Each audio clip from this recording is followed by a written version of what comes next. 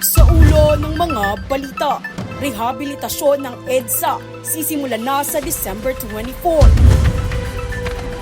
Publiko, pinag-iingat laban sa Holiday Heart Syndrome ngayong Kapaskuhan.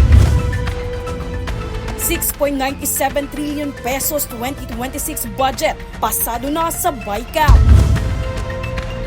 Cassandra O, patuloy na tinutugis.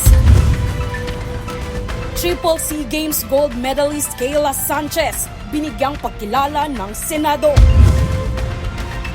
At nawawalang pasahero sakay ng barkong Batangas papuntang Katiklan hindi pa matuntun. Patas at pantay na balita, komprehensibong ulat para sa pulso ng masa. Tuwang News Force.